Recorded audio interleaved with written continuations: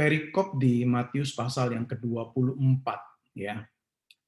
Di Matius pasal 24 itu kalau saudara-saudara memperhatikan itu ada ajaran yang berkaitan dengan tanda-tanda akhir zaman atau apa yang orang anggap atau sebut sebagai tanda-tanda akhir zaman. Nah, apa yang sebenarnya diajarkan di Matius 24 ya. Matius 24 dan 25 itu adalah perikop ajaran tentang akhir zaman dari Tuhan Yesus. Ya, dua pasal yang begitu penting ya. Dan kita fokus hanya ke Matius 24 dalam webinar 2 hari ini.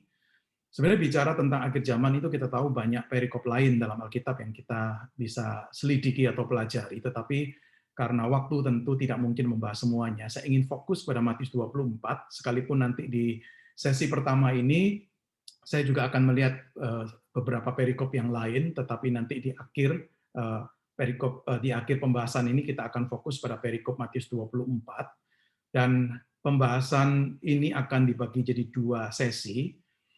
Matius 24, saya ingin untuk memulai bukan dengan ayat pertama dan seterusnya, tetapi saya ingin memulai di bagian yang agak akhir dari Matius pasal yang ke-24 ya.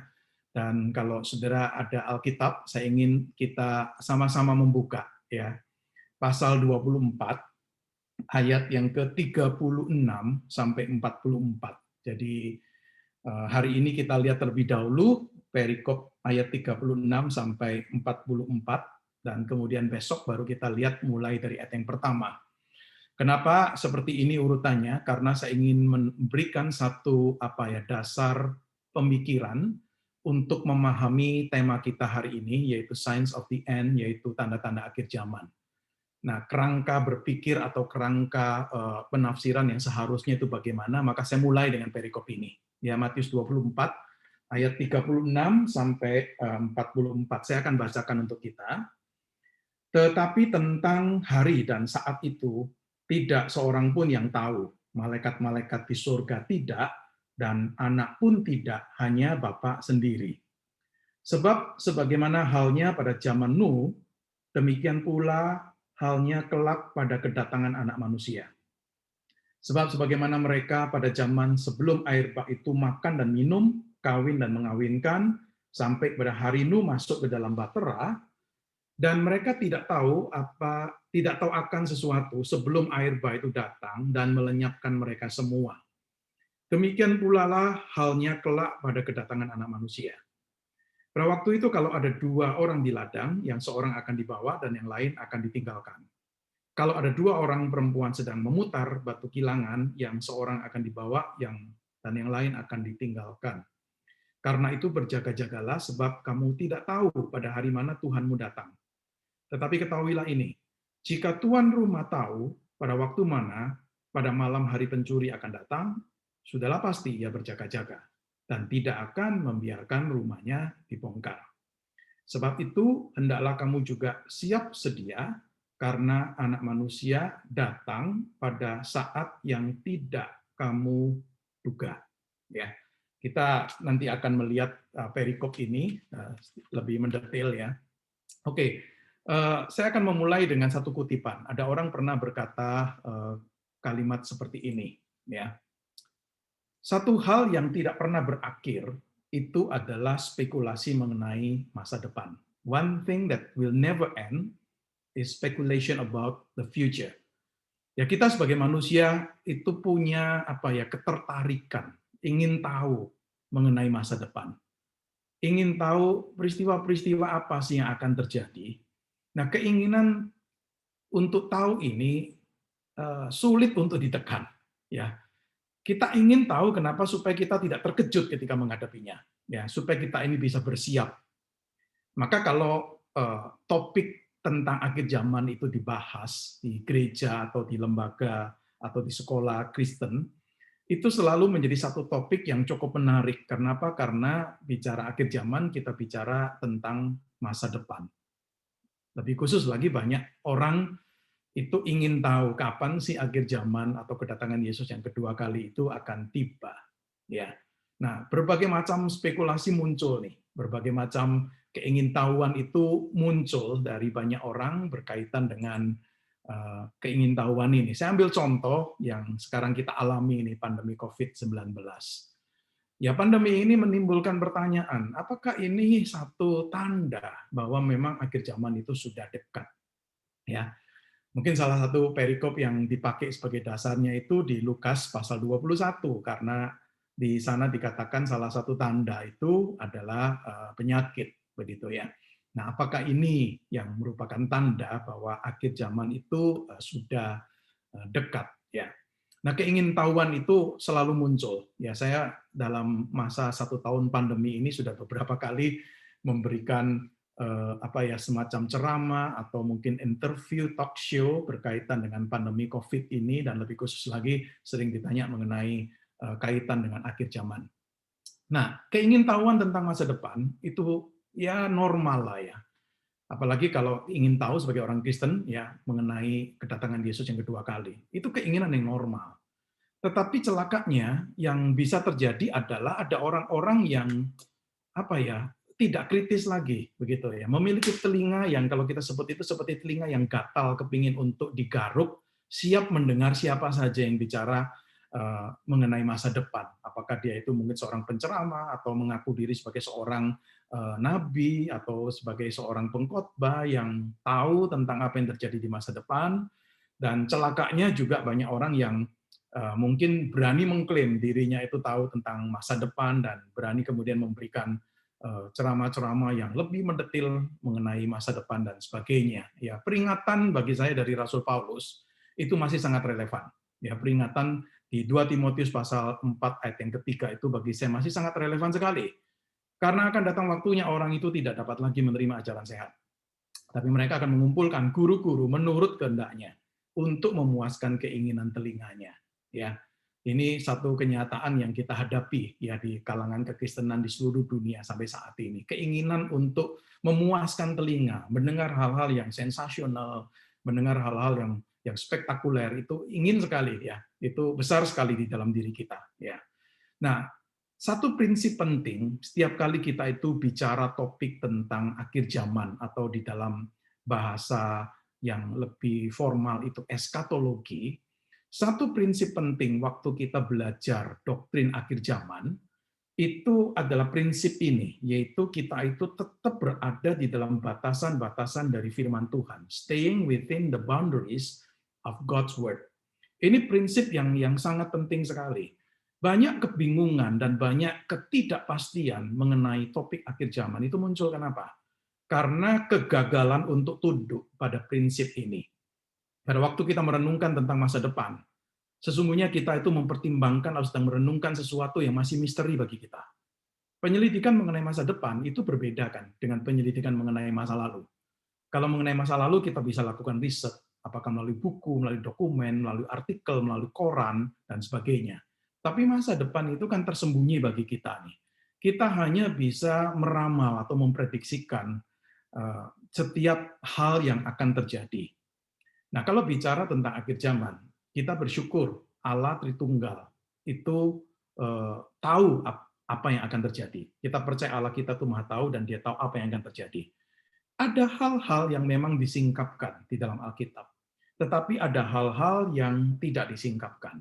Ada hal-hal yang saya percaya Tuhan memang ingin kita itu tahu, tetapi ada hal-hal yang tidak disingkapkan dan sebenarnya kita tidak perlu untuk mengetahui. Nah, staying within the boundaries of God's word, ya, tetap tinggal di dalam batasan firman ini, saya sebut ini seperti satu obat penangkal untuk melawan berbagai spekulasi yang muncul tentang akhir zaman atau tentang masa depan. Kita perlu kembali mendengarkan firman Allah, memperhatikan apa yang dikatakan, yang dijanjikan dari masa depan, dan kita perlu untuk belajar mendisiplin diri untuk tidak melampaui apa yang memang diizinkan, kalau saya boleh pakai bahasa saya, diizinkan oleh Allah untuk kita ketahui. Ya, ini prinsip penting. Nah, apa yang saya akan sampaikan di dalam sesi pertama hari ini berkaitan dengan topik kita, itu lebih merupakan satu landasan dasarnya, ya, kerangka dasarnya terlebih dahulu, sebelum besok kita itu lebih spesifik bicara mengenai tanda-tanda itu. Jadi hari ini saya ingin ajak untuk memiliki kerangka besar lebih dahulu, supaya kita bisa meletakkan pembahasan kita itu di tempat yang tepat, begitu ya. Dan saya percaya bahwa apa yang saya sampaikan ya tidak bertentangan dengan saya percaya pengakuan iman yang dipegang oleh gereja saudara sebagai gereja Presbyterian di Australia ya.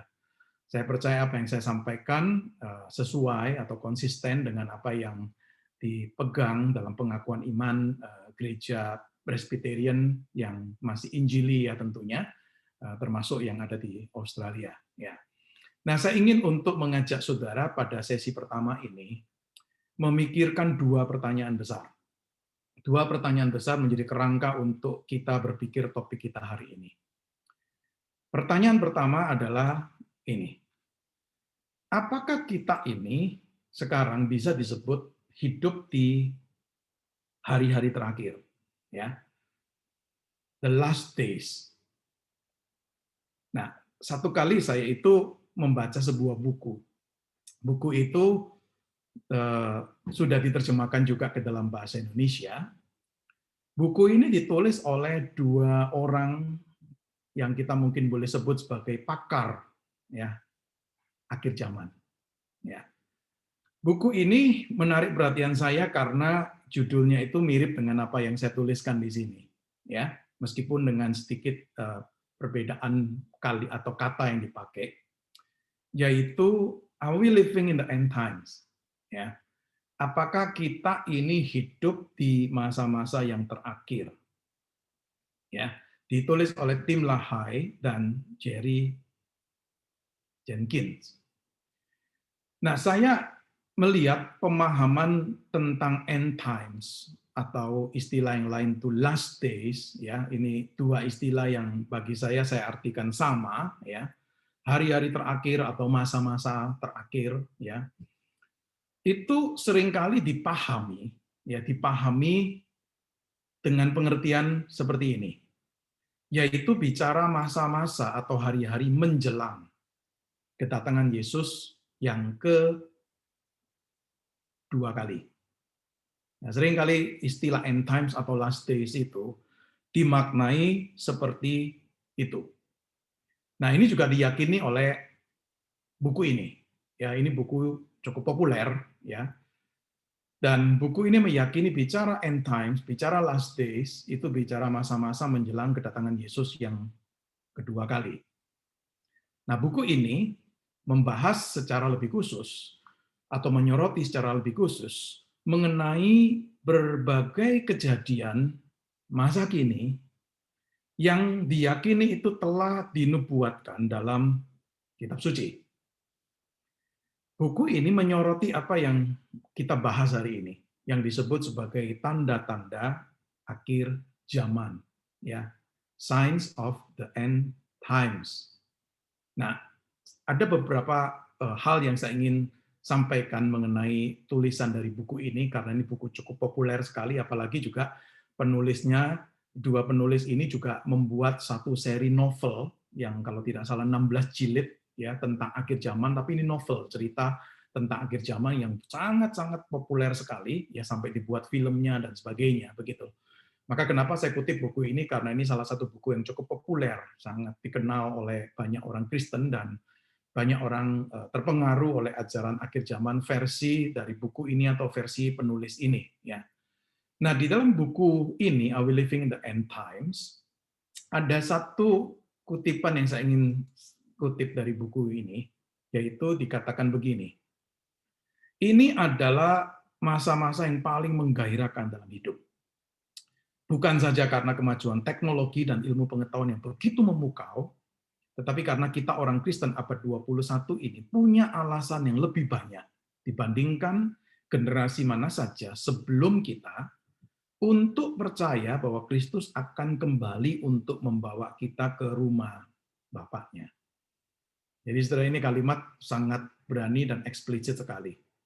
Bahwa kita generasi abad 21 ini punya alasan lebih banyak dibandingkan generasi sebelumnya. Bahwa meyakini bahwa atau percaya bahwa Kristus akan kembali ini. Ya, datang kembali dan membawa kita ke rumah Bapaknya. Jadi artinya mereka meyakini begini, bahwa Kristus itu akan kembali di dalam generasi abad 21 ini. Nah, buku ini mengupas itu. Salah satu ayat yang dipakai menjadi dasarnya itu adalah di kitab Daniel pasal 12 ayat yang keempat, ya. Di sana secara khusus itu ada kata yang disoroti oleh mereka, yaitu kata until the end of time, ya. Jadi kata-kata Daniel diminta untuk memeteraikan, ya, tidak membahasnya sampai nanti akhir zaman itu, dan kemudian ada kalimat yang di dalam bahasa Indonesia diterjemahkan begini, banyak orang akan pergi ke sana sini dan pengetahuan itu akan bertambah. Nah, inilah yang kemudian diyakini oleh Tim LaHaye dan Jerry Jenkins. Inilah zaman kita sekarang.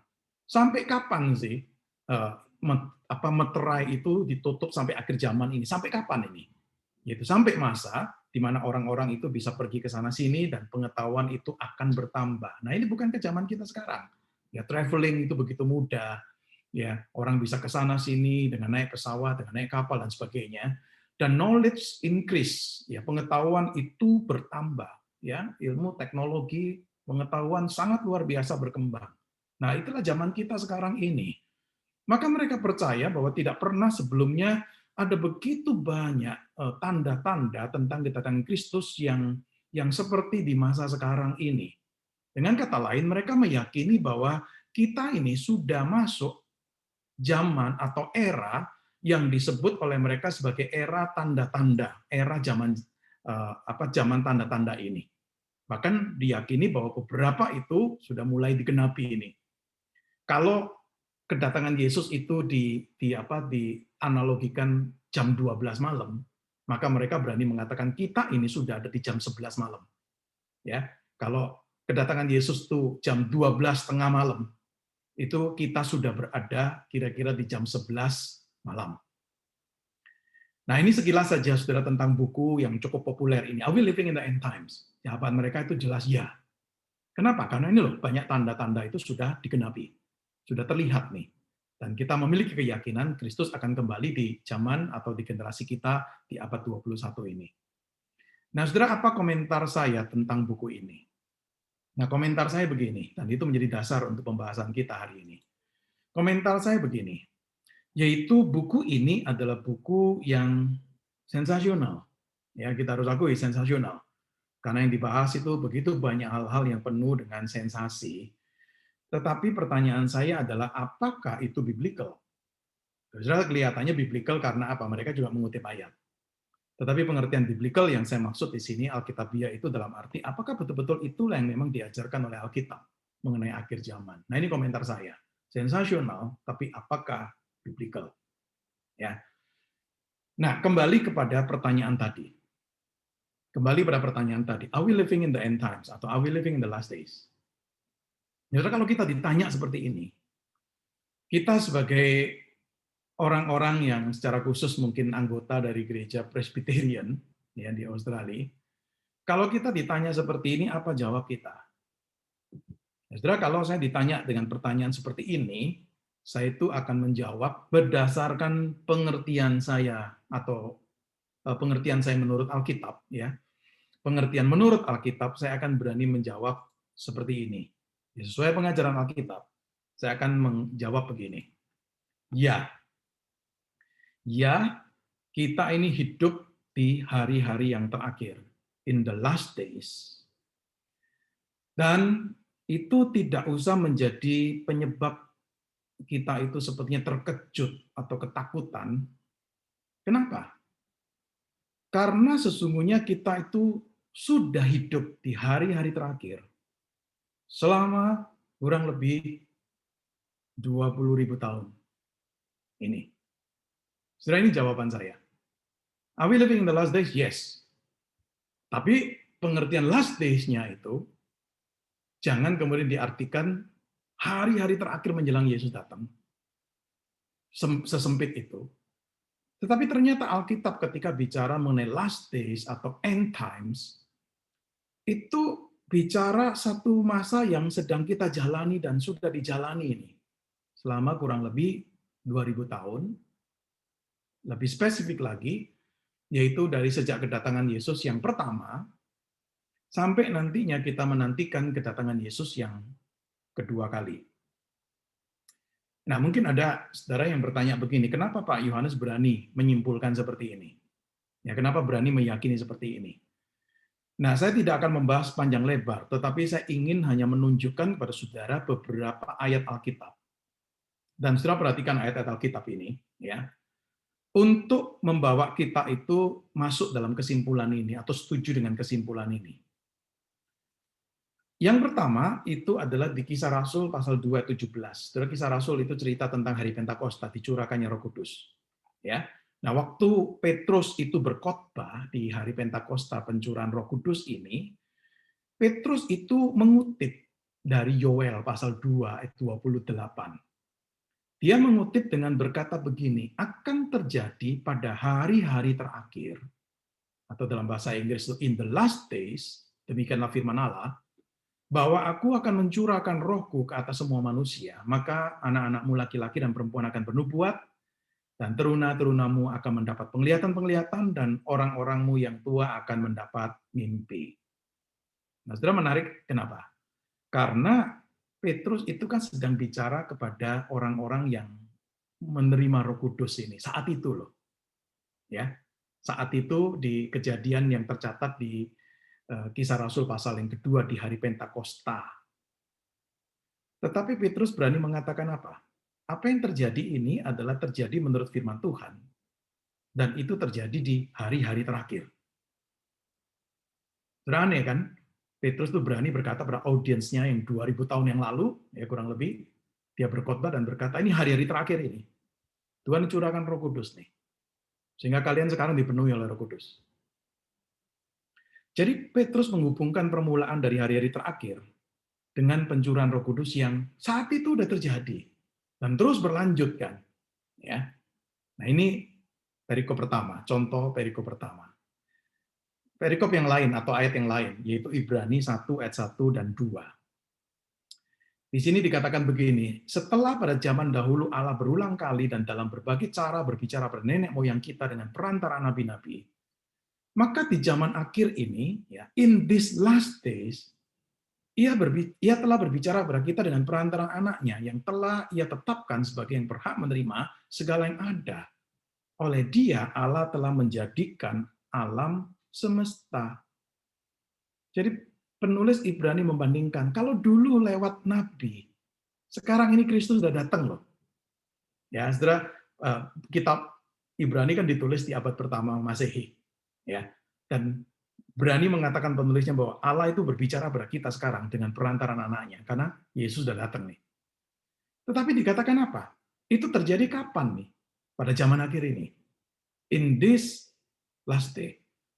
Jadi kedatangan Yesus yang pertama itu memulai apa yang orang sebut sebagai last days.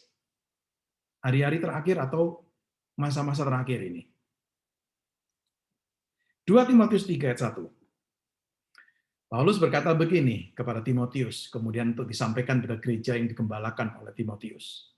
Ketahuilah pada hari-hari terakhir, in the last days, akan datang masa yang sukar. Nah, saudara, ketika Paulus mengatakan ini kepada Timotius, jangan saudara berpikir begini, oh Paulus ini sedang bicara masa depan. Tidak.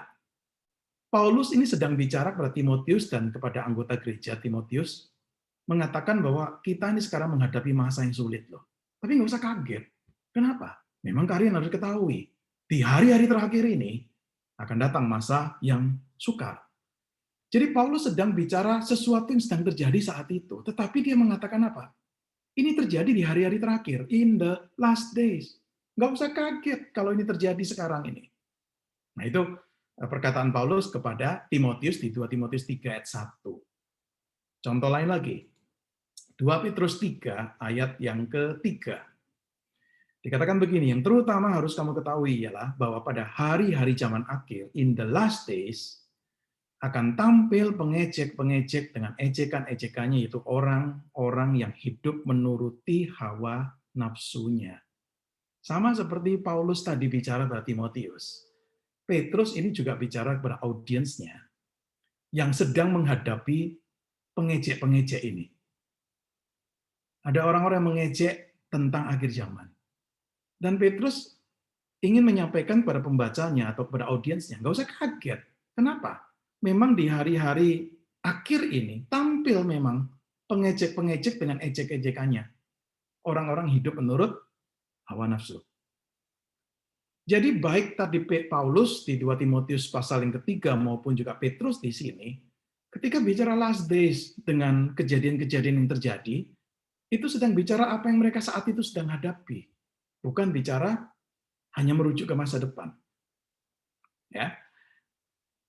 Satu lagi, Yakobus 5 ayat 3. Emas dan perakmu sudah berkarat. Karatnya akan menjadi kesaksian terhadap kamu dan akan memakan dagingmu seperti api. Kamu telah mengumpulkan harta pada hari-hari yang sedang berakhir.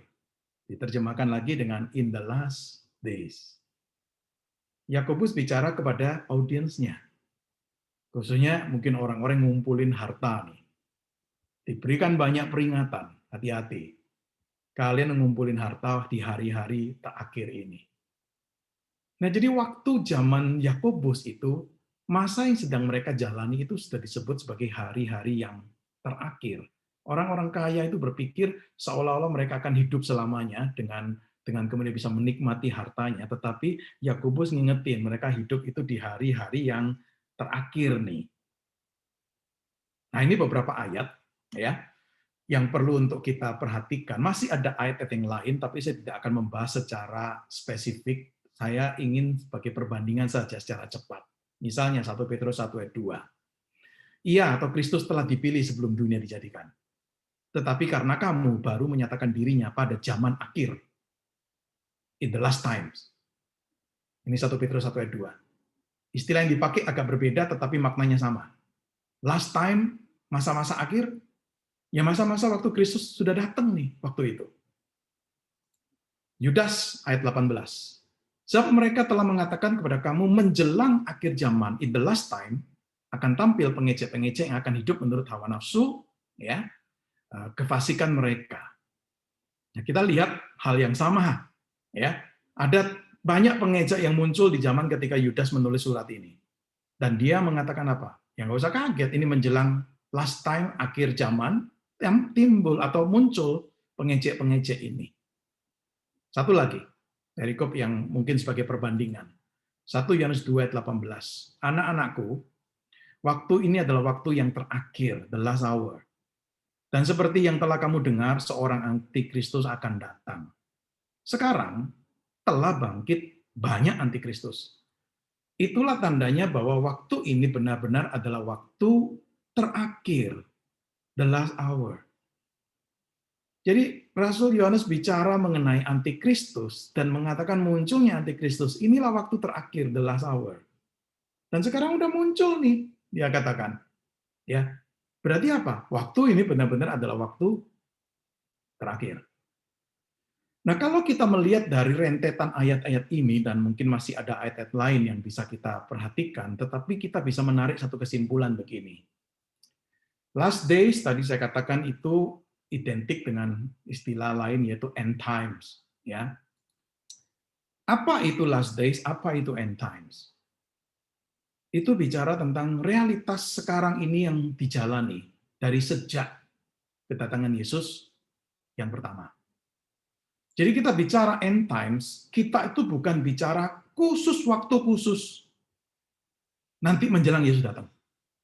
Tetapi realitas sekarang ini present dari sejak kedatangan Yesus yang pertama sampai nanti kedatangan Yesus yang kedua. Itulah disebut sebagai last days. Maka kalau saudara mengerti ini, saudara tidak usah kaget kalau di perjanjian baru misalnya dikatakan apa? Kedatangannya udah dekat. Waktu Paulus tulis surat Roma, dia mengatakan waktunya udah dekat.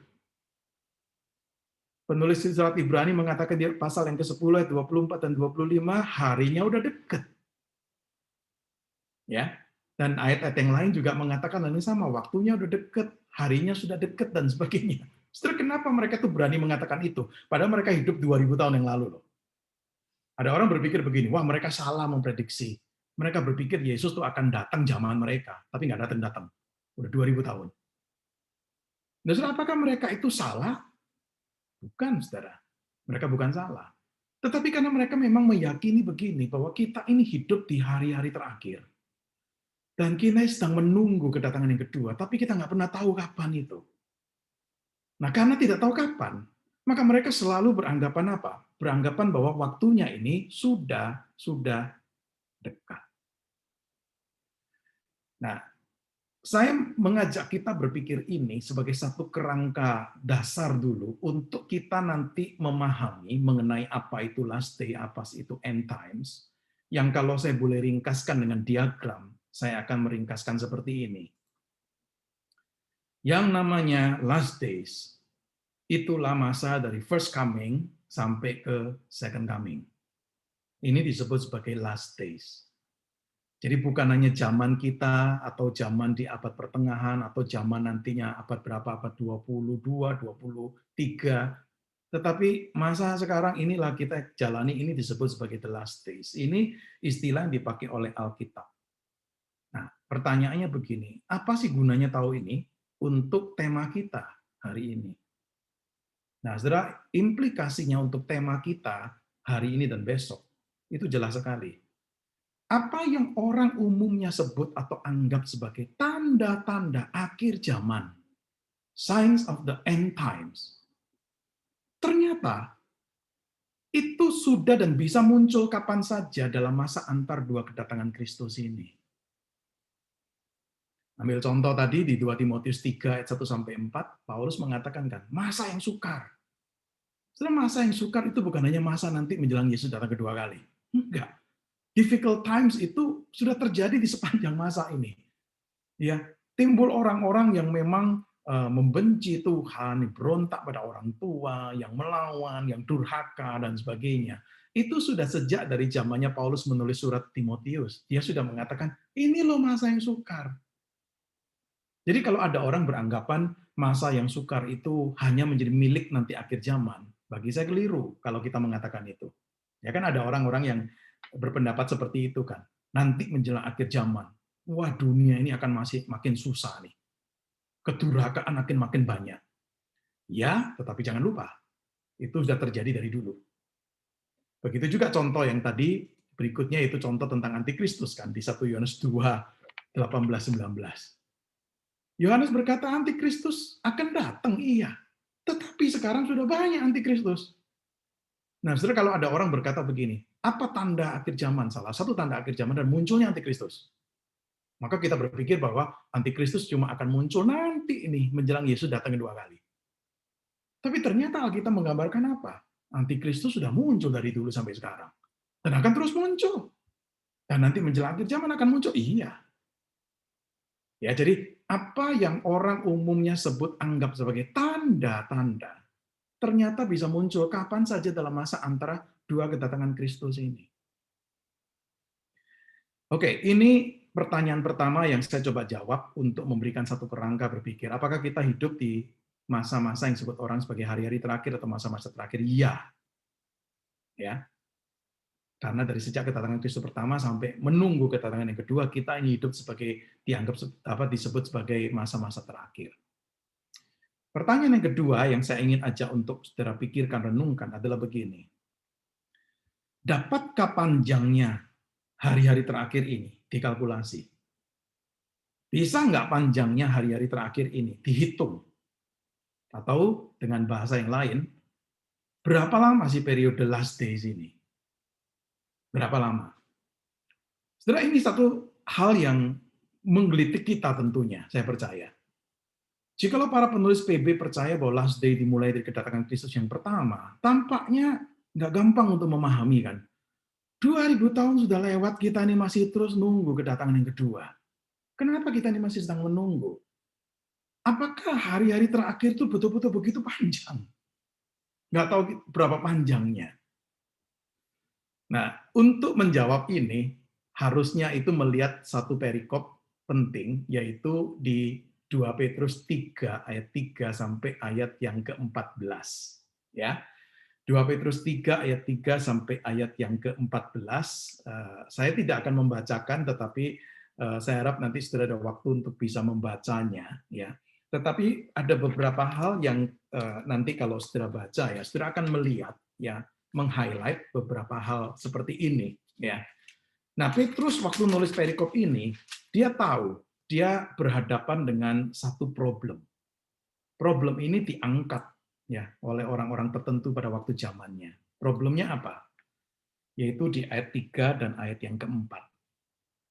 Yang terutama harus kamu ketahui ialah bahwa pada hari-hari zaman akhir akan tampil pengejek-pengejek dengan ejekan-ejekannya, yaitu orang-orang yang hidup menurut hawa nafsunya. Kata mereka, di manakah janji tentang kedatangannya itu? Sebab sejak bapak-bapak leluhur kita meninggal, segala sesuatu tetap seperti semula pada waktu dunia diciptakan. Ini problem yang diangkat.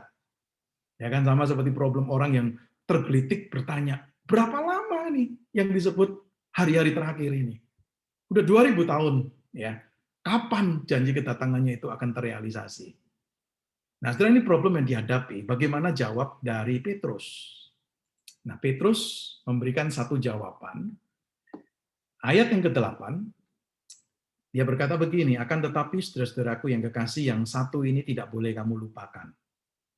Yaitu bahwa di hadapan Tuhan, satu hari sama seperti 1000 tahun, dan 1000 tahun sama seperti satu hari. Artinya apa? Artinya, waktu Tuhan itu nggak sama dengan penghitungan waktu kita. God's time is unlike our human time. Jadi cara kita mengkalkulasi waktu itu beda, begitu loh, ya, dengan Allah dalam mengkalkulasi waktu. Lalu kemudian Petrus mengatakan di ayat yang ke-9, jawaban berikutnya di ayat 9, Petrus berkata begini, Tuhan nggak lalai menepati janjinya, sekalipun ada orang menganggap sebagai kelalaian. Tetapi ia sabar terhadap kamu. Kenapa? Karena dia menghendaki supaya jangan ada yang binasa, melainkan supaya semua orang berbalik dan bertobat. Petrus cuma menjawab begini, saya nggak tahu kenapa kok lama. Tapi saya tahu satu hal, yaitu apa? Lamanya ini adalah untuk memberi kesempatan untuk manusia itu bisa bertobat.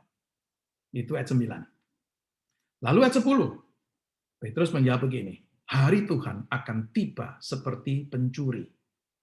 Ayat 14, sebab itu saudara-saudaraku yang kekasih, sambil menantikan semuanya ini, kamu harus berusaha supaya kamu kedapatan tak bercacat dan tak bernoda di hadapannya dalam perdamaian dengan Dia. Jadi baik ayat 10, ayat 14, Petrus nggak langsung menjawab problem itu. Dia cuma ingatkan apa? Memang kita nggak akan pernah bisa tahu. Hari Tuhan itu akan datangnya itu seperti pencuri. Maka kita harus berusaha untuk tetap berjaga-jaga kan, ya. Kedapatan tak bercacat, tak bernoda di hadapannya. Setelah dalam hal ini jelas sekali Petrus itu nggak memberi jawaban. Berapa lama periode menunggu ini? Dalam hal ini kita berani menyimpulkan bahwa Petrus mengikuti ajaran gurunya, Tuhannya, yaitu Tuhan Yesus. Bukankah itu yang tadi kita baca? Ya, di Matius pasal 24 mulai 36 sampai 44. Ya, topik Matius 24 itu topik tentang akhir zaman. Besok kita lihat mulai ayat 1-nya. Tetapi saya ingin kita melihat bagian belakangnya ini karena di sini itu letak landasannya dulu. Bicara topik ini harus dimulai dari perikop kita nih, ayat 36 sampai 44. Perikop ini bicara tentang satu peristiwa, yaitu kedatangan Yesus yang kedua kali, yang bisa terjadi tiba-tiba dan tidak terduga. Kedatangannya sebagai hakim, dia akan mengumpulkan orang-orang pilihannya untuk hidup dalam kekekalan bersama dengan Dia. Nah, tadi kita membaca perikop ini, kalau sudah perhatikan baik-baik, di dalam perikop ini jelas sekali peristiwa second coming itu dilihat sebagai satu peristiwa yang akan terjadinya sudden and unexpected. Peristiwa yang terjadi secara tiba-tiba dan mungkin itu tidak diharapkan terjadi. Saudara bisa lihat itu di ayat 42. Kamu tidak tahu pada hari mana Tuhanmu datang. Diulang lagi di ayat 44.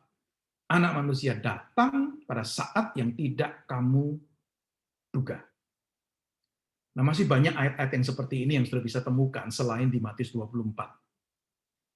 Maka kita itu nggak kaget kalau Yesus berkata kalimat yang terkenal itu kan. Tetapi tentang hari dan saat itu, tidak seorang pun yang tahu, malaikat-malaikat di surga tidak, dan anak pun tidak, hanya Bapa sendiri. Yesus pun tidak tahu karena apa? Dia bicara dalam hal keterbatasnya sebagai manusia pada waktu dia ada di dunia. Nah, saudara, kita sayangnya ya di dunia ini kita justru sering melihat orang-orang itu memberikan prediksi-prediksi mengenai kapan akhir zaman itu tiba, kapan Yesus datang kedua kali. Tetapi kita melihat semua prediksi apapun yang sampai sekarang orang berikan itu tidak pernah ada yang kita sebut sebagai prediksi yang tepat, ya, nggak pernah. Saya ambil beberapa contoh nih, ya, beberapa contoh yang menjadi apa contoh representatif ya, tidak mendetail. Tahun 88 seorang bernama Lindsay itu berani meyakinkan orang bahwa akhir zaman akan tiba. Dia menghitungnya dari 40 tahun dari sejak tahun kemerdekaan Israel, yaitu tahun 1948. Dia hitung-hitung, maka 1988. Begitu juga orang yang bernama Edgar Whisenant. Dia menulis satu tulisan 88 alasan kenapa pengangkatan terjadi di tahun 1988. Dan dia bahkan berani memprediksikan tanggalnya sekitar 11 sampai 13 September 1988. Ya, nggak terjadi kan, kita tahu nggak terjadi apa yang dia prediksi, maka kemudian dia merevisi pandangannya, dia mengatakan, oh bukan tahun 1988, oh itu terjadi di tahun 1989, maka tulisannya diganti dengan judul 89 alasan. Kalau tadi 88 alasan, 89 alasan. Sudah tahun 1992, kita tahu ada buku yang beredar di Indonesia saat pengangkatan sudah di ambang pintu, 28 Oktober 1992. Masih banyak lagi ini. Seorang di Amerika bernama Harold Camping itu berani mengatakan 7 September 1994.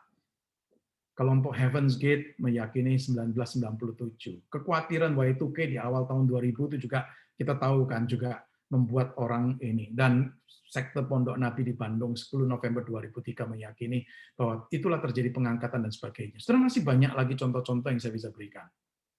Tapi kalau saudara perhatikan dengan jelas sekali, itu prinsipnya jelas bahwa kalau kita bicara timetable untuk akhir zaman, itu cuma ada di tangan Allah. Itu di luar kalkulasi manusia. Maka tidak seorang pun tahu tepatnya kapan peristiwa itu terjadi. Siapapun yang mengklaim, ya, dia tahu secara khusus kapan Yesus akan datang. Saudara, kita itu berani dengan otomatis menyatakan orang seperti itu adalah orang yang salah. Bahkan kita bisa berani mengatakan orang yang berusaha menetapkan timetable untuk kedatangan Kristus sebenarnya tidak mentaati pengajaran dari firman Allah. Ya, jadi hanya sikap yang tidak hormat atau sombong nih, ya, sombong merasa tahu tentang firman itu yang membuat orang berpikir bahwa Allah seperti sudah memberi petunjuk kepada mereka untuk kemudian mereka itu berani untuk menerkanya. Seorang penafsir Alkitab bernama William Barclay itu pernah mengatakan begini, prediksi spekulatif mengenai waktu kedatangan Yesus yang kedua itu tidak lain dan tidak bukan adalah suatu penghujatan. Setelah ini kalimat tajam sekali. Dia berani mengatakan itu satu penghujatan karena orang yang berspekulasi sebenarnya sedang berusaha untuk merebut dari Allah rahasia-rahasia yang hanya menjadi milik Allah sendiri. Tapi saudara, sekalipun banyak orang tahu ini, ya saya percaya, saya anggap mayoritas saudara yang ikut Zoom meeting atau webinar ini juga meyakini ini. Sekalipun kita tuh punya keyakinan terhadap ajaran Matius 24 ini, tapi memang ada hal yang sangat mengherankan terjadi. Seorang teolog itu berkata begini, meskipun sepengetahuanku tidak ada prediksi tanggal spesifik yang pernah berhasil, tanggal-tanggal itu terus saja diramalkan orang. Dan orang-orang terus saja terkesima. Dan bahkan ikut concern ketika tanggal-tanggal tersebut itu makin mendekat. Nah, saudara yang dikasih oleh Tuhan, ini ramalan-ramalan itu begitu banyak dari dulu sampai sekarang. Dan setiap kali ramalan itu diberikan dan kemudian tidak terjadi, salah terjadinya, itu merendahkan kredibilitas kekristenan di benak banyak orang non-Kristen. Mendengar ramalan-ramalan itu dan kemudian ternyata itu tidak terjadi. Kalau kita perhatikan Matius 24, itu jelas sekali. Yesus nggak mengajarkan calculation, tapi Yesus mengajarkan preparation. Jadi bukan tugas tanggung jawab kita untuk berspekulasi dan mengkalkulasi, tetapi tugas kita adalah mempersiapkan diri dan berjaga-jaga. Tadi waktu kita membaca Matius pasal 24 ini, ayat 36 sampai 44. Setelah perhatikan perikop ini yang tadi kita baca, itu Yesus menekankan tidak terduganya kedatangannya, digambarkan dengan 3 ilustrasi. Ya, setelah perhatikan 3 ilustrasi ini. Ya, kedatangannya yang tidak terduga, yang tidak di-expect, itu digambarkan dengan 3 ilustrasi. Ilustrasi pertama, itu adalah ilustrasi atau contoh dari peristiwa air bah pada zaman Nuh. Ya, Ibu Saudara bisa lihat di ayat 37 sampai 39. Orang-orang pada zaman Nuh itu kan nggak dengerin peringatan-peringatan yang telah diberikan mengenai air bah yang akan datang.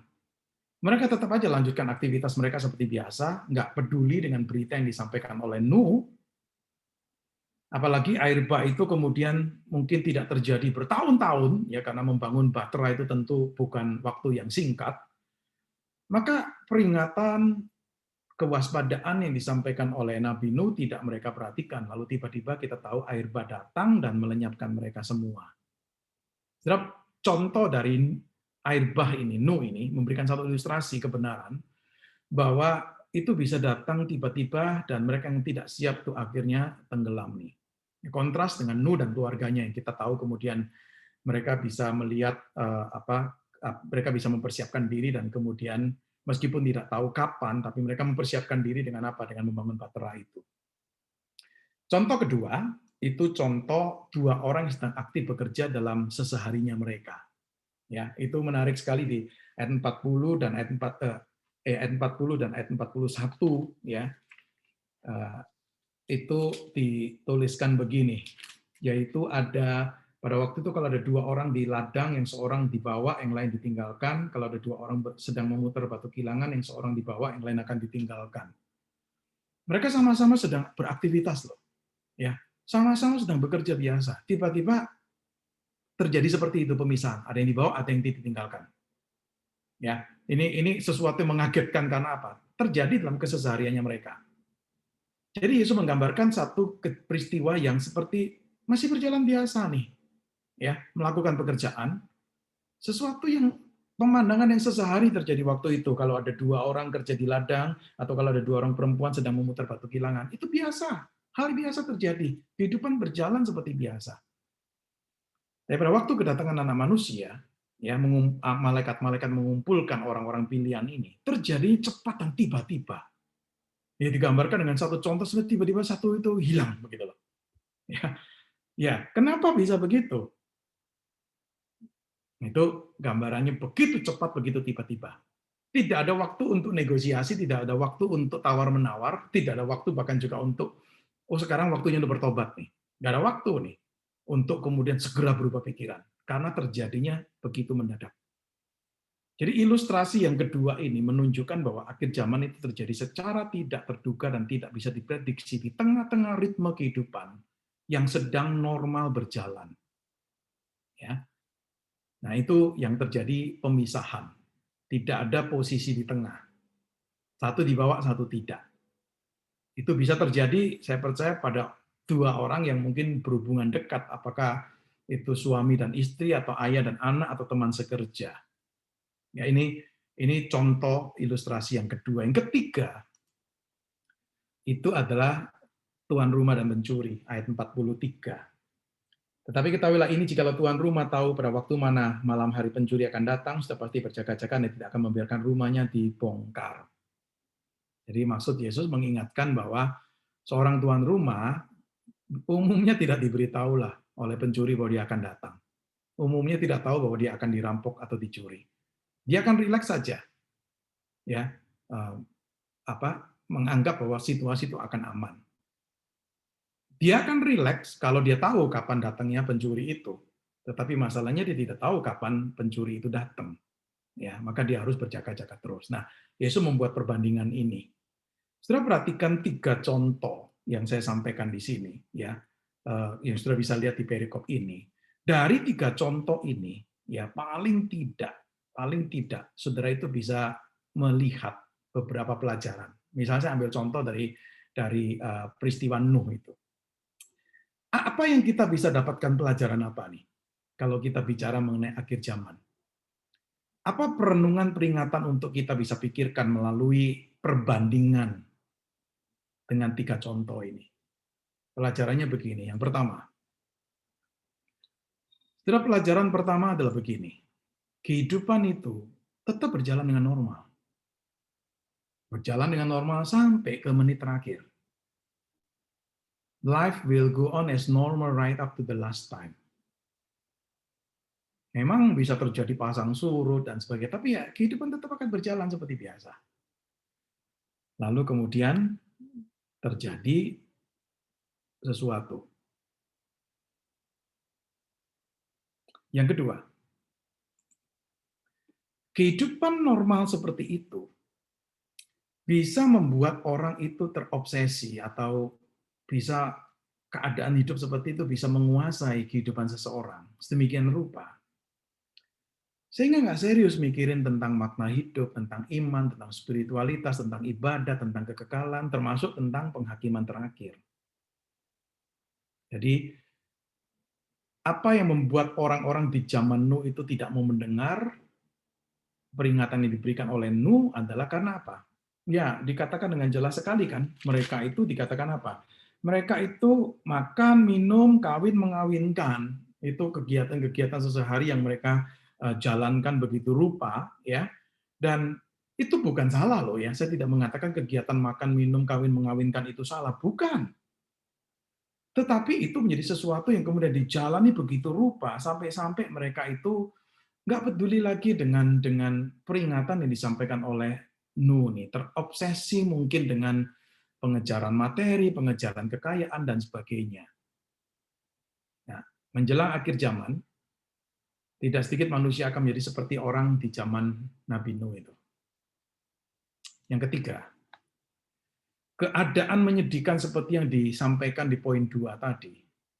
Tadi saya katakan itu akan menjadi ciri khas banyak manusia, termasuk orang Kristen, sampai waktu menjelang kedatangan Yesus yang kedua kali. Perhatikan perbandingan jumlah orang yang mau mendengar Nuh dan yang tidak mau mendengar. Lebih banyak yang mana? Sudah kita tahu kan? Akhirnya cuma 8 orang yang diselamatkan.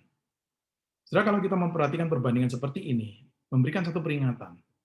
Ya, sebagian besar manusia ini tidak akan meyakini, tidak akan mempercayai itu.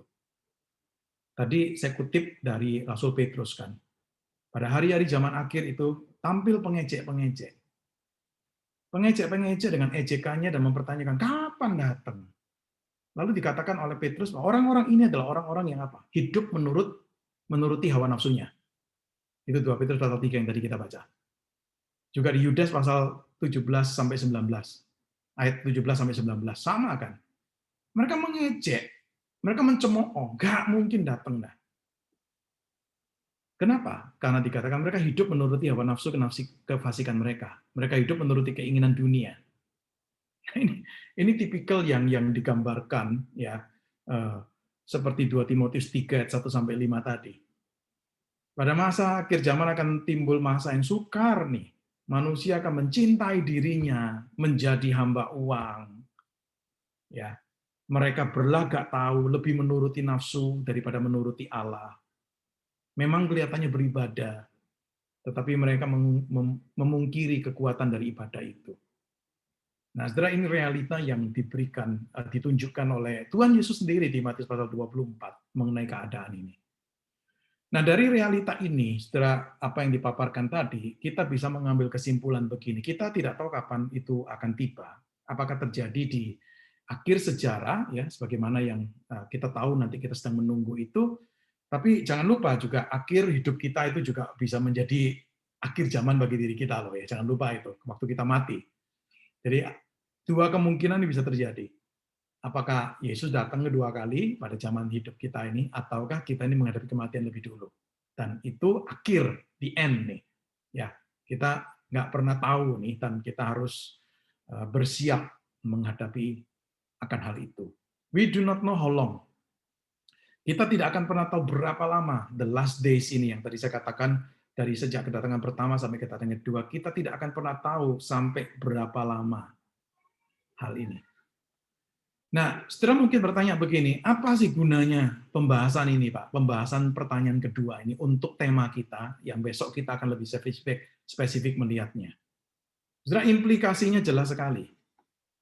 Kita itu nggak akan pernah bisa tahu dengan pasti.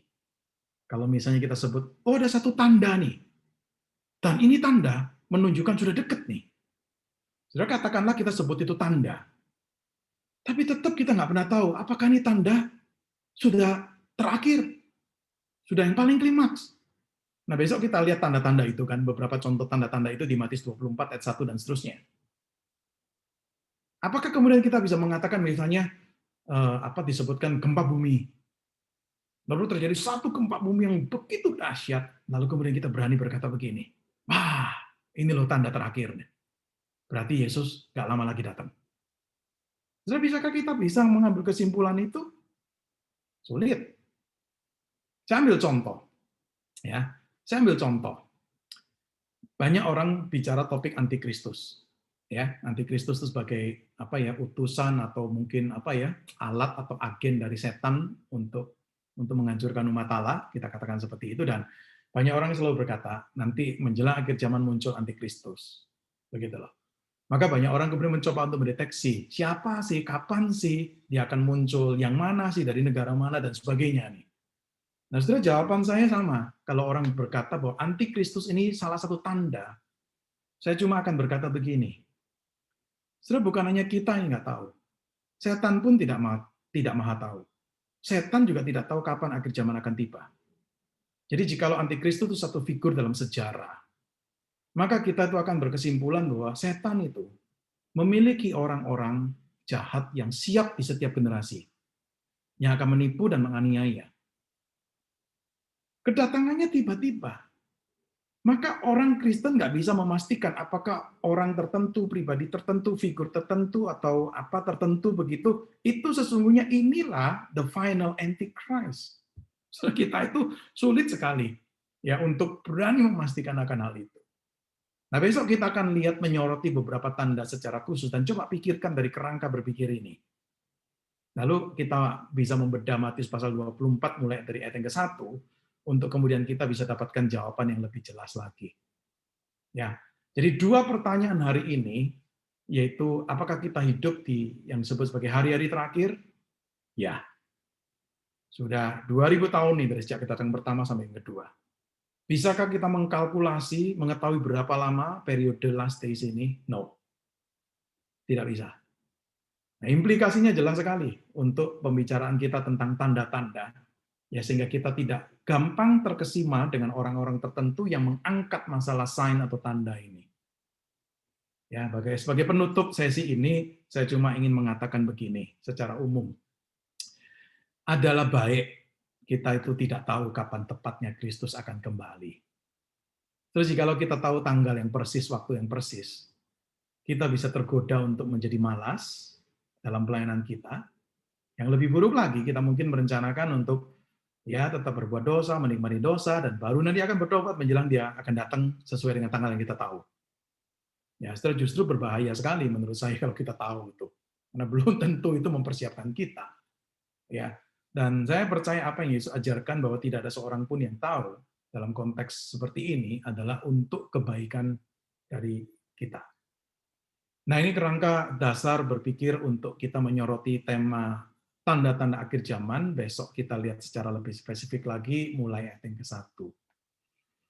Oke, saya sampai di sini ya untuk sesi pertama ini ya.